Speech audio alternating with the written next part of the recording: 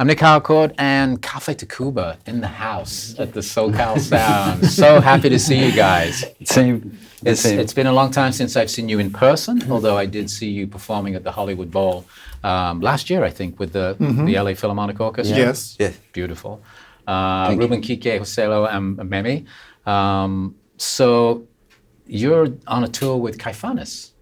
I'd like to know how this double bill came about.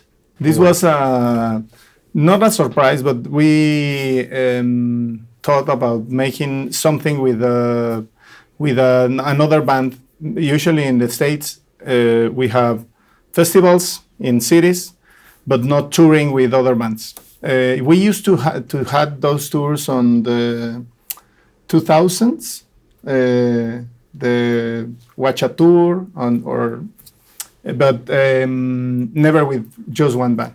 So we got together, we tried to make a good bill. People loves Caifanes. Caifanes, it's a seminal band that opened the way to many bands in the media, in the radio. They were the first band in the late 80s to open the radio. And they were an inspiration for us and for a lot of generations. Our generation was very aware of what they were doing. We were doing music very different from them. They split. They had different projects, Jaguares and other bands, but they got together like 10 years ago. So they are, we thought this a good combination, us making, our career has been through a lot of experimentations and developing different sounds and ways. We haven't never split, but it sounds like a good combination of two different ways of the history of rock in Mexico. I think when I saw Caifanes and Café Tacvba, I was thinking, this must have been a band that influenced you when you were younger, when you were growing up. Can you tell us a little bit how important it was to hear Caifanes on the radio? Well, not just for us, but the first time we saw playing Caifanes, it was in a very small club, an underground club called Tutti Frutti. El Tutti Frutti. Great name. And it was great because there was these guys, tall guys with huge haircuts and playing cumbia. So it was like a kind of revelation for us and almost for all our generation. And like Kike says, they opened the radio for the Mexican bands, but because there was sounding Spanish and Argentinian bands, but there was no Mexican bands before Caifanes and other small group of bands. There was like a prohibition in Mexico for rock. For rock music. Rock music in the 70s, it was very underground. So when Caifanes appeared, it was like the coming back of Mexican rock, and with this cumbia, La Negra Tomasa. So it was very exciting, a very exciting moment for all the musicians, and so we are in a different search. But anyways, we recognize that they were doing something that we want to do. So to take our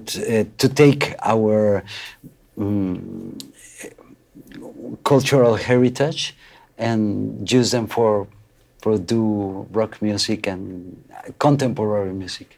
And cumbia at the time was not really accepted in Mexico. Is that right? They were sort of one of the first people to introduce cumbia into Mexican music? Well, not exactly. The styles were always separate, no? But Caifanes made this song in cumbia, but it was rock. It feels like rock. So the attitude, right? The attitude, the everything. It sounds like rock, and the audience from rock recognize that vibe. Yeah. And the cumbia audience recognize the cumbia, and that was a huge phenomenon. Phenomenon. Yeah. How do you say antes de antes de Caifanes? Before Caifanes, for the rockers, it was like a shame to hear cumbia. Right.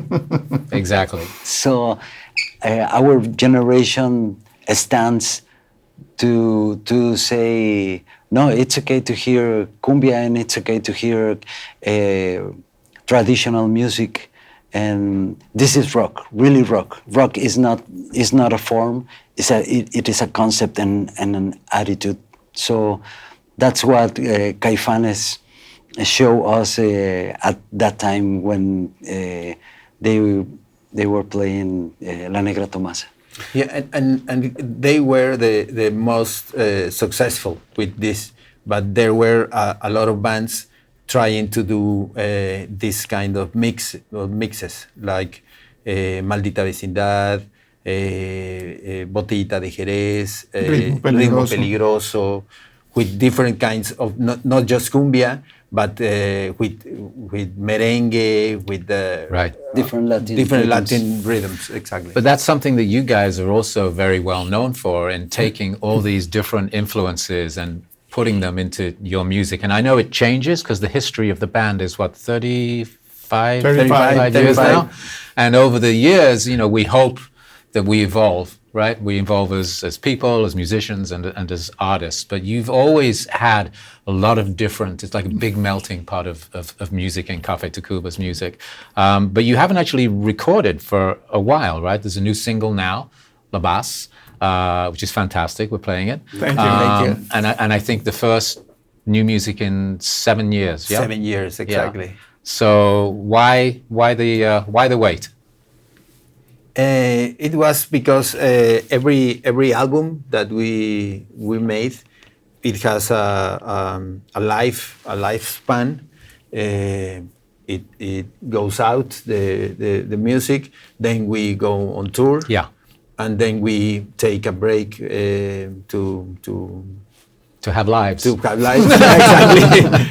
And then we be humans. Yeah. Have children and families.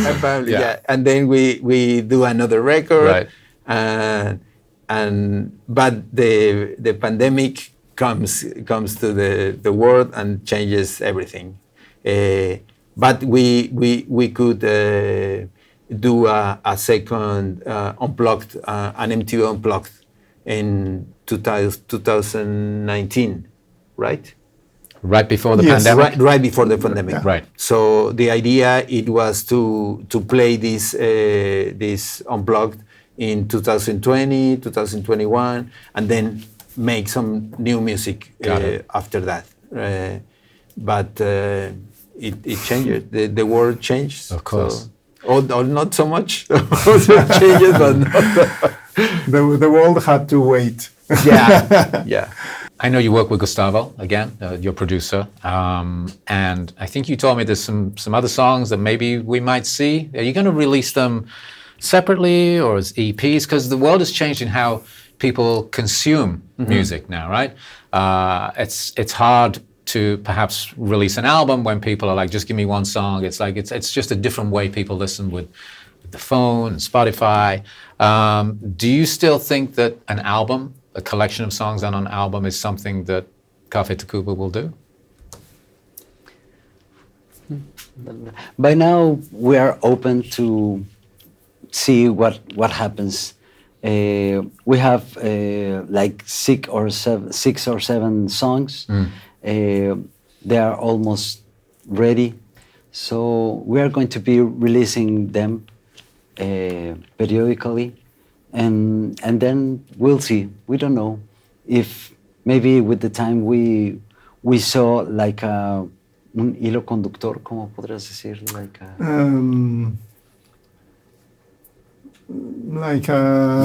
Like a concept or a concept that can bring these songs together as an album. Right. They could become an album, right, or a compilation, not only a compilation of songs, but an album. I know some people will release the song and then another song maybe next month and then another song and then maybe at the end of the year they put them together on an album with maybe 1 or 2 other songs, something like that. We don't know. We don't know. You don't know. Maybe it's just nobody knows.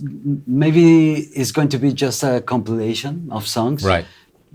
Just we have the idea to do a record, like this is a new record, but these songs are not from that record. It's another project. Understood. Yeah. Mexico is a very interesting place. I went to Mexico City just 2 days ago for the very first time, and I had a great time. I loved it. It was beautiful, wonderful people. I get the sense that Mexico City is becoming more of an international city. Is that true? Yes. Yeah. Yes. Very true. Yeah. You have to speak. Yes. Is that enough? No. No. Okay. Right. Yeah. Mexico is in fashion, right? Yeah, it is. I mean, in the neighbor where we live, or we used to live, wherever, you can see how many people are, coming to not for tourism, just for living. They work there, and it's a big community from people all around the world, mainly from the United States, and it's interesting why now it happened with the pandemic. It's a phenomenon that happens when the home office. They were working home office and they came to Mexico, which were more loose in terms of cheaper. Cheaper and nice weather, nice food. Food's fantastic. Cheaper and stuff. So there is a lot of people that is now around and bringing something. At the end, it is gonna bring something, I believe, and it's and there is a lot of of cultural things happen all the time about art or music and food and everything. So it's interesting now. Yeah. So these are the digital nomads. Yes. Right. Yes, I want to say that way, but yes. But I wonder how that changes, or is it too soon to tell how that will change? I guess it's too soon. Right. I haven't, for example, the art scene, the galleries and art festivals. They become very aware of what happens in art, but I don't see in music that there are cross-pollination on the people who comes to make their music and to get involved with Mexican musicians. I don't see that. I see that there are a lot of festivals where Anglo artists and Interpol plays in El Zócalo. Of course. Right. Interpol very big Interpol, in Mexico. Yeah, they go to Mexico a lot of times. So, but I haven't seen the way that is an influence because there are new restaurants and new clubs. There are no clubs for playing for playing music. Upcoming bands playing. Isn't that always the case, though, in big cities? It's always hard for the young bands, the new bands, to find places to play. It's still the same. And as you said before, the way the people now, or we are consuming music, has changed the way the artists are related between them. Now are more solo artists than the bands. So it's hard to find a new band, a younger band. And I can tell it's not only a Mexican thing. It's more a solo artists that are like in most of the cases, at least Latin music. So when I first met you guys, it was 1999. and I was working at another radio station. We don't say their name. But my producer, Ariana, who you probably remember, Ariana Morgenstern, she introduced me to your music, and she introduced me to a lot of Latin music. She's from Argentina, their parents. Yes. And I remember hearing it for the first time. I'm from Birmingham in England. You know, I grew up listening to Black Sabbath, but you know. But I remember hearing it for the first time and just really being moved, even though I didn't understand necessarily the lyrics, but being moved by the music and the beat, of course. And at that time, you know, 1999, 2000, there seemed to be a big outpouring of creativity from Mexico with bands like yourself, filmmakers, Iñárritu and Cuarón. And how has that changed in the last 20 years? Is there a new generation of artists and filmmakers coming up that we should know about or we will hear about? I'm not sure. No, I'm not sure. No, because there are a lot of... in the last years, it's becoming difficult to get the support from that you need to put a film together. You always depended on the government's support, and it became difficult. I don't see if that's a way to, if there's a different way to put a movie. There's some examples, but some I don't see a wave of people doing this. Maybe it's becoming. I guess it's there, and we only have to wait what happens when they show. But yeah, but for a filmmaker, Cuarón and Iñárritu and Del Toro, they made their career here in the States. Yeah, it's interesting because they made their first films in Mexico, Yes. but now their careers are in London and Los Angeles. Yeah.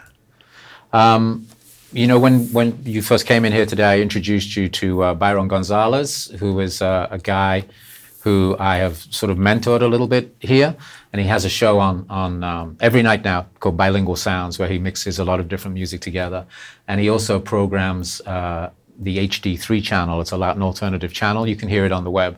And so I asked him, I was like, so you have to give me a question that I can ask. He was very jealous that I was talking to you guys.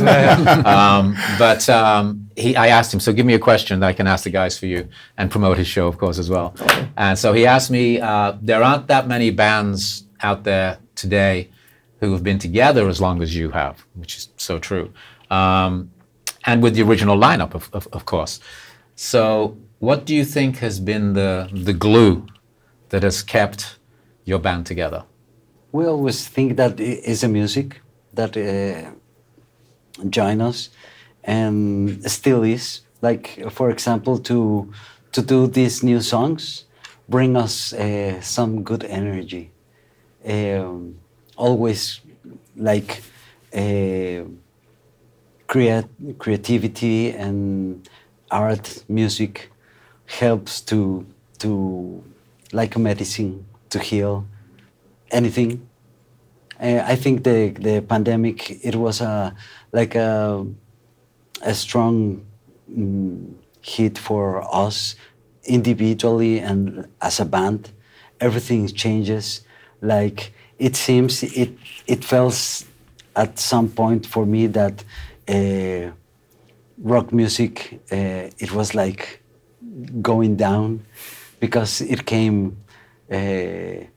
trap music and reggaeton, right. And all the young people was listening to reggaeton, but now it seems like the rock music comes with a new energy. And I saw the musicians from other bands of our generation, and a lot of them are playing another time.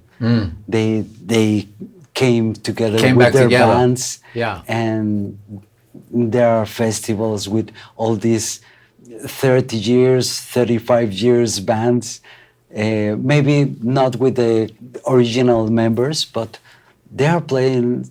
So it is a beautiful time for us. I don't know if it is for the new bands. I think it's difficult. I think they find it scary to play live. And of course, there are a lot of new bands like Los Cogelones and ¿cómo se llama? Son de Madera, ese grupo de marimba, ¿lo conocen? Son de Madera. Son de Madera. And there's a new generation of bands that they are playing, but our generation, we are very fortunate because we can play like big gigs and festivals. It's interesting as well, I think, that with the pandemic and everybody was stuck at home, I've seen a lot of bands that hadn't made music for a long time. You just referred to a couple of bands that they go out now and play festivals. Perhaps they didn't play for 10 years, but everyone was at home for a couple of years. And they're like, oh, what am I going to do? You know, they start calling everybody up. Do you want to do a record? Do you want to make some music? Everybody's trading files. And now we have all this new music coming out from bands who perhaps wouldn't have made new music if it's not for the pandemic. Yeah. Yeah. In our case, we were working in keeping us alive. We didn't share any songs, or there wasn't an idea of, hey, let's work from your house and send me that. We thought we should get together and we should, and there was a need for our fans to go out and play and let's take the outside again. And that was what we did in 2022 and 23. And now again. And now again. Yeah. And now we were waiting, trying to make it at a different pace. And this tour, the Caifanes Café Tacvba tour, was an excellent an excellent way to put out a new song, not to play the whole, not only our historic, But to have some new music but to as have well. some new music Right. and to say we are still alive as a band. And it feels the energy. We play in Napa Valley. The first time that song. When was that? Last night, right? Yes. Last night, and it was very, very exciting. Yeah. Very excited. Too much energy. I don't know if the energy was us or the people, but I saw Probably both. but it was very, very excited. Jose Luis was a month ago. Well, listen, thank you. Muchas gracias for coming, and it's good to see you and to play music for us as well. And thank you. Good luck with the tour. Thank you very much. Yeah, Thank so you. good to You're see you. invited. Thank you. Thank you. Thank you. Thank you. Thank you. Thank you. Thank you, man. Yeah. Café Tacvba.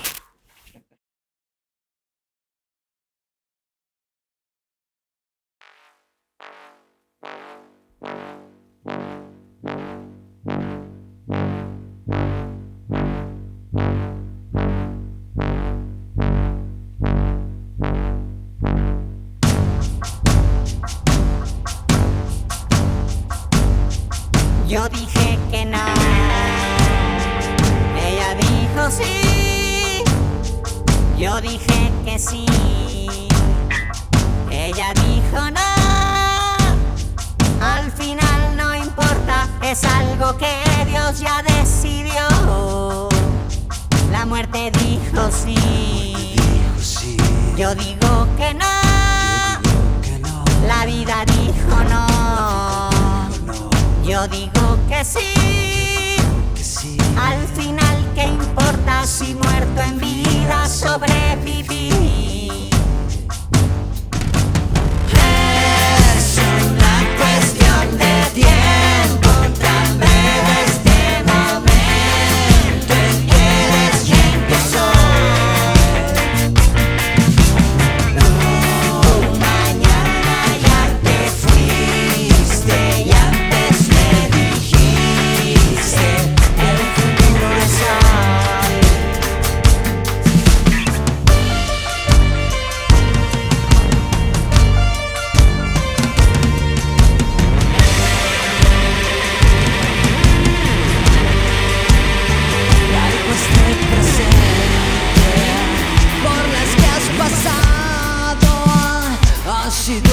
pesado añorar ausentes. Todo se soporta aunque esté nublado, sigamos de frente. A paso paulatino, aún no me cansé. Unas voy a pie, otras yo camino. Nada no importa porque no sé cuál es mi destino. Es una cuestión de tiempo, también este momento, y este es el que soy. Tú mañana ya te fuiste y antes me dijiste que el futuro es hoy. Hoy, hoy, hoy, hoy, hoy, hoy, hoy,